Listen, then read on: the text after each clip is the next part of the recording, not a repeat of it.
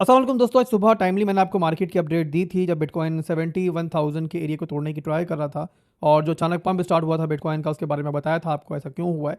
आपको पता है कि ईरान, इजराइल और अमेरिका की जंग जो है, जो कि बहुत खतरनाक मरहले पे पहुंच चुकी थी, वो जो है रुक चुकी है, सीज फायर हो चुका है। और कम से कम 2 हफ्तों के लिए सीज फायर जो है फिलहाल नाफिज हुआ है। अब यहाँ पर दोस्तों, आज की सुबह की अपडेट के बाद जो है ना, काफ़ी चीज़ें मार्केट में हुई हैं, कुछ नई चीज़ें हुई हैं जो आपके सामने रखना चाहूँगा। इसके अलावा बिटकॉइन के लिए, क्रिप्टो मार्केट के लिए एक बहुत बुलिश खबर है मेरे पास। बहुत ज़बरदस्त खबर है, यानी कि इतनी बड़ी खबर है कि आप लोग जो है ना समझ लो कि ये आगे चल के जो बिटकॉइन का अगला बुल रन होगा, अगला बुल मार्केट होगा, उसको बहुत ऊंचाई पे लेके जा सकता है। और फौरी तौर पे तो शायद इसका असर नहीं पड़ेगा मार्केट पे, पर बहरहाल यहाँ पे मिड टर्म के अंदर जब मार्केट दोबारा रिकवर होना शुरू होगी और अपने हाइज को रिक्लेम करेगी, तो ये चीज़ जो है ना मार्केट के अंदर एक बड़े ईंधन का काम करेगी। इसकी वजह से मार्केट में ना सिर्फ के बड़ा वॉल्यूम आएगा और बड़ा पैसा भी आएगा। और मेरी स्क्रीन पे आपको दिख भी रहा होगा, मैंने पहली स्क्रीन जो है यही ओपन की हुई है और खबर में पहले आपको यही दूंगा, उसके बाद फिर आगे बढ़ेंगे। और खबर आपके सामने आपने पढ़ भी ली होगी अब तक कि मॉर्गन स्टैनली बिटकॉइन ईटीएफ जो है वो लॉन्च हो चुका है। और जेपी मॉर्गन का जो ये ईटीएफ है, ये कहा जा रहा है कि ब्लैक रॉक का सबसे बड़ा कंपेटिटर रहेगा। इससे पहले ब्लैक रॉक का जो ईटीएफ है वो सबसे बड़ा था, तकरीबन यहाँ पे $55 बिलियन की इसका हजम था। और अब यहाँ बहरहाल जो मॉर्गन स्टैनली बिटकॉइन ईटीएफ है, इसे कहा जा रहा है कि मार्केट में एक बहुत बड़ा पैसा ला सकता है। और मॉर्गन स्टैनली के बारे में बता दूं मैं आपको कि जो फंड मैनेज करते हैं उसका अमाउंट जो है वो $7 ट्रिलियन है, यानी कि $7 ट्रिलियन का वेल्थ मैनेजमेंट जो है ये करते हैं। तो आप अंदाजा लगा सकते हो कि इनके आने से बिटकॉइन की मार्केट के अंदर, बिटकॉइन की ईटीएफ मार्केट के अंदर जो है कितनी बड़ी चेंजिंग आई है। अभी तो आपको ज़्यादा इतना असर इसका नहीं दिख रहा, बट आगे चल के जब मनी प्रिंटिंग स्टार्ट होगी, जो कि ज़्यादा तब होगी जब फेड जो है वो रेट कट्स करेगा दोबारा से, जब वो होगा तो आप समझ सकते हो कि उसके बाद जो है मार्केट पर कितना बड़ा असर जो है इसका हो सकता है। बहरहाल इसके बाद चलते हैं अगली अपडेट की तरफ। जो सीज फायर हुआ है, जो कि आपको पता ही होगा पाकिस्तान की कोशिश से हुआ है, पाकिस्तान का नाम जो है काफ़ी ऊपर गया है इस सीज फायर के होने की वजह से। अब इसके पीछे दोस्तों आप किस पार्टी से ताल्लुक रखते हो? आप पीटीआई को सपोर्ट करते हो, आप पीएमएलएन को सपोर्ट करते हो, आप पीपल्स पार्टी को सपोर्ट करते हो, जिसको भी करते हो आपको ये ध्यान में रखना चाहिए कि ये जीत जो है ना किसी एक पार्टी की नहीं है, बल्कि एज ए नेशन जो है हम सब की। बट कहीं इस चीज का, इस अच्छी कोशिश का गलत फायदा उठाने की ट्राई तो नहीं की जाएगी, यही बहुत बड़ा सवाल है। और जाहिर है जो हिस्ट्री है डोनाल्ड ट्रंप की और जो इसराइल की हिस्ट्री है, उसको देखते हुए जाहिर है हम यहाँ पे शक करने में बिल्कुल हक बजानिब है। अभी आप रिसेंटली देखो तो यहाँ पे जो खलीजी ममालिक हैं, यूएई है, कुवैत है, बहरीन है, उन्होंने यहाँ पे चंद घंटों पहले ही रिपोर्ट किया है कि सीज फायर होने के बाद भी जो है ना इनके ऊपर अटैक्स हुए हैं और मिसाइल वगैरह फायर हुए हैं, ड्रोन इनकी तरफ आए हैं जिनको इन्होंने इंटरसेप्ट किया है। पर यहाँ पर सवाल ये है कि ईरान क्या ये खुदकुशी करना चाहेगा, ईरान क्या ये गलती करना चाहेगा? तो मुझे नहीं लगता। और जो मुझे दिख रहा है वो दिख रहा है कि इसराइल जो है वो इस जंगबंदी से खुश नहीं है, सीज फायर से खुश नहीं है, और इसी रीजन की वजह से ये जो मामला हुआ है ये आपके सामने।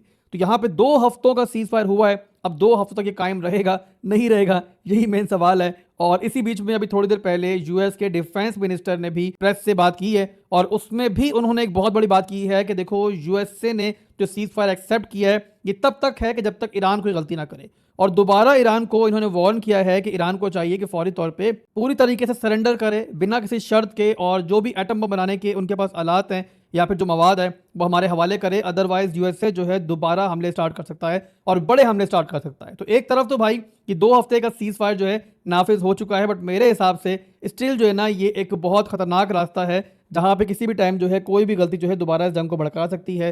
तो इसी रीजन की वजह से दोस्तों आपको ये अंडरस्टैंड करना होगा कि जो बिटकॉइन का पंप आया है, बिटकॉइन जो रिकवर हुआ है, इसके बारे में भी नहीं कहा जा सकता कि कितनी देर तक रहेगा। और उसका रीजन दोस्तों सिंपल ये है कि जो भी अभी रिकवरी हुई है बिटकॉइन की, जो भी पंप आया है, और खास तौर पे जब बिटकॉइन गिर रहा था 67,000 पे पहुंचा था, वहां से रिकवरी जो हुई है ना, ये टोटली फंडामेंटली ड्रिवन है। इस खबर के आने के बाद का असर है। टेक्निकली यहां पर ये पंप नहीं चल रहा है, और टेक्निकली तो बहरहाल हम बेयर फ्लैग का रिटेस्ट भी ले चुके थे और उसके बाद नीचे जा रहे थे। तो इस खबर के आने के बाद ही जो है ना बिटकॉइन आपको दोबारा 72,000 पे दिखा है। तो कोई भी फंडामेंटली बुरी खबर, कोई भी इस जंग को लेकर यहाँ पे खिलाफ वर्जी जो है वो दोबारा जाहिर सी बात है जो बिटकॉइन की प्राइस है उसको नुकसान पहुंचा सकती है। और ये बता दूं मैं आपको टेक्निकली भी एक चीज़ कि देखो अभी भी बिटकॉइन जो है ना अपने रेजिस्टेंस लेवल के अंदर ही मौजूद है। आपको दिख रहा होगा फिलहाल ही बिटकॉइन जो है सप्लाई पर ही मौजूद है, और इस टाइम हम कह सकते हैं कि बिटकॉइन जो है अपनी लोकल सप्लाई से ऊपर होल्ड करने की ट्राई कर रहा है।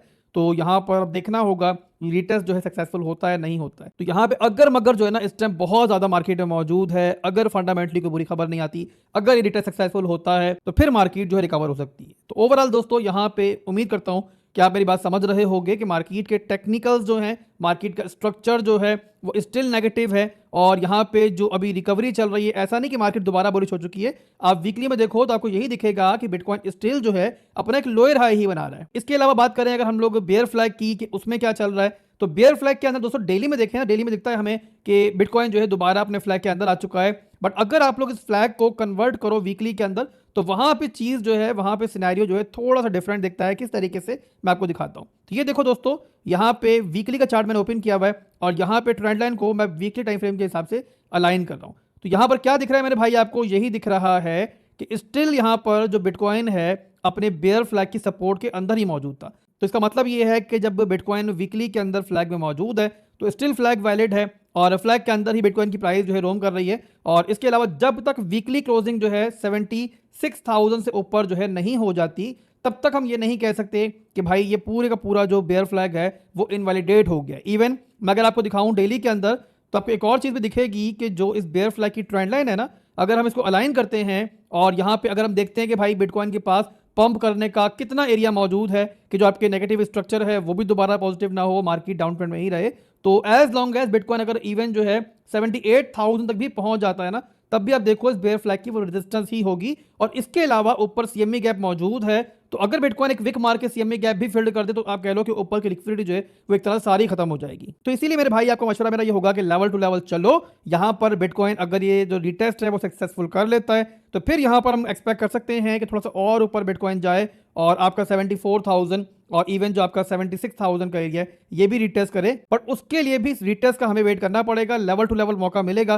तो हम यहाँ पे ट्रेड लेंगे, आपके साथ भी शेयर करूंगा। बट यहाँ पे अगर क्लोजिंग नहीं होती तो फिर जाहिर है बिटकॉइन जो है दोबारा रेंज के अंदर आएगा। तो इसीलिए मैंने कहा, आपको बताया अभी कि देखो यहाँ पर जो है ना अगर मगर बहुत है और इस टाइम बिटकॉइन की जो रिकवरी चल रही है ये पूरी तरीके से डिपेंड करती है कि इस जंग को लेकर जो है हमारे पास क्या खबरें आती है। कोई भी बुरी खबर इस रिकवरी को डैमेज करेगी, कोई भी अच्छी खबर मजीद इस रिकवरी को मजीद पुश करेगी। आसान जुबान में बस फिलहाल के लिए इतना ही आप समझ लो, यही काफी है। इसके अलावा आगे बढ़ने से पहले, और आगे बहुत इंपॉर्टेंट चीज है वो आपको दिखाऊंगा, उससे पहले मैं आपको एक और चीज भी दिखा दूं कि जो हमने परसों वीडियो बनाई थी जहां पे आपको याद होगा कि हमने बिटकॉइन को पकड़ा था 66,500 पे। उसके बाद मैंने आपको कहा था कि बिटकॉइन जो है 70,000 के रीजन में आपको दिखा था, तो आपके सामने कि वहां तक बिटकॉइन गया, वहां पे हमने इस बीच में 2 ट्रेड्स भी ली, मैंने वो भी आपको परसों की वीडियो में दिखाई थी। इसके अलावा आपको याद होगा कल की वीडियो के अंदर मैंने आपको अपनी एक और ट्रेड दिखाई थी जो कि नीचे की जानिब थी और 69,400 पे मैंने एंट्री ली थी और बताया था मैंने आपको कि मेरा टारगेट जो है फर्स्ट है हमारा ये मिड रेंज और सेकंड टारगेट है हमारा सीएमई गैप। तो क्या वो सीएमई गैप फिल्ड हुआ है ये भी मैं दिखा दूं आपको, ये भी बता दूं, जरा आप लोगों के ध्यान में होगा ना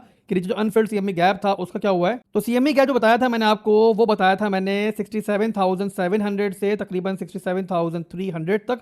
तो यहां पर आप देखो तो ये हमारा सीएमई गैप है और आप देख सकते हो कि ऑलमोस्ट हमारा सीएमई गैप जो है टच हुआ है और हम जहां तक बोल रहे थे मार्केट आएगी वहां तक आई है, बट उसके बाद प्रॉपरली जो है सीएमई गैप जो है फिल्ड नहीं हुआ है। तो अभी भी दोस्तों ये सीएमई गैप जो है नीचे अनफिल्ड पड़ा हुआ है और यहाँ पर सूनर और लेटर मेरे हिसाब से सीएमई गैप जो है फिल्ड होना चाहिए, चाहे फौरी तौर पे कुछ अर्से बाद, और बहरहाल सीएमई गैप मेरे हिसाब से फिल्ड होगा। और इसके अलावा यहाँ पर एक और बात भी है कि आपको ये भी नजर आ रहा होगा कि हमने जो है अल्हम्दुलिल्लाह बिटकॉइन को एक्यूरेटली जो है यहाँ पे पहले नीचे से ऊपर की जाने पकड़ा है और उसके बाद जो है ऊपर से नीचे की जाने भी पकड़ा है। तो दोनों हमारे जो मूव से वो अल्हम्दुलिल्लाह हमने कामयाबी से पकड़े हैं। बट हाँ ये जरूर है भाई कि इसके बाद जो पंप आया है ये किसी को नहीं मालूम था, ये सिर्फ फंडामेंटली ड्रिवन पंप है, मैं फिर बता दूं आपको। और जाहिर है यहाँ पे शहबाज शरीफ, आसिम मुनीर, ईरान और ट्रंप के अलावा कोई नहीं जानता था कि वो ये सीज फायर जो है अनाउंस करने वाले हैं और इसी रीजन की वजह से उनकी तरफ से इसमें जो है इनसाइडर ट्रेडिंग हुई है। और बता दूं मैं आपको कि एक ट्रेडर ने जस्ट सीज फायर अनाउंस होने से पहले ऑयल के अंदर जो है एक बहुत मैसिव शॉर्ट जो है अपना ओपन किया और अब सोचो भाई कितनी जबरदस्त खबर उसको मिली होगी, कहां से मिली होगी आप ये भी समझ सकते हो। ट्रंप की हरकतें किसी से भी छुपी हुई नहीं है और इसी रीजन की वजह से आप देखो तो ऑयल जो है वो कितना बुरी तरीके से क्रैश हुआ है उसके बाद, और इस टाइम ऑयल जो लो लगा चुका है वो $89 का लगा चुका है। तो आप समझ सकते हो ट्रेडिंग वर्ल्ड के अंदर कितनी गंदी तरीके से इस टाइम मैनिपुलेशन हो रही है। और यहाँ पे आप ये भी देख सकते हो भाई कि जो फार्मूला आसिफ भाई ने आपको इस पूरी जंग के दरमियान दिया था कि देखो आपने बिटकॉइन की अगर मूव को समझना है ना कि वो क्या करने जा रही है, सिंपली आप ब्रेंट ऑयल के चार्ट को ओपन करो, वहां पर देखो कि आपको पंप दिख रहा है, डंप दिख रहा है। ब्रेंट ऑयल पंप होता है तो बिटकॉइन नीचे आएगा, ब्रेंट ऑयल डंप होता है तो बिटकॉइन उसी स्पीड से ऊपर जाएगा। और इसका नमूना आप देख सकते हो यहाँ पर कि ब्रेंट ऑयल जब पंप हो रहा था तो बिटकॉइन जो है वो गिर रहा था और जैसे ही ब्रेंट ऑयल डंप होना स्टार्ट हुआ है तो वैसे ही आपको बिटकॉइन के अंदर एक बड़ा जंप जो है दिखा है। तो आगे आने वाले दिनों के अंदर भी ब्रेंट ऑयल जो है कुछ अर्सा कम से कम जो है बिटकॉइन की मूव का इंडिकेटर रह सकता है, तो आप इस पर भी नजर रखना। बाकी इंशाल्लाह मैं भी जो है आपको गाइड करता रहूंगा। तो अभी के लिए दोस्तों बस इतना ही था, और जो इंपॉर्टेंट चीजें थी मैंने आप तक पहुंचा दी हैं। बाकी इंशाल्लाह दोस्तों आज की डेली क्लोजिंग हो जाती है, थोड़ा सा मालूम पड़ जाता है कि यहाँ बिटकॉइन क्या करने वाला है, थोड़ी सी इसकी जो मूवमेंट है वो क्लियर हो जाती है, तो फिर मैं आपको इंशाल्लाह जो है दोबारा भी अपडेट दे दूंगा। दुआ में रखिएगा। अल्लाह हाफिज।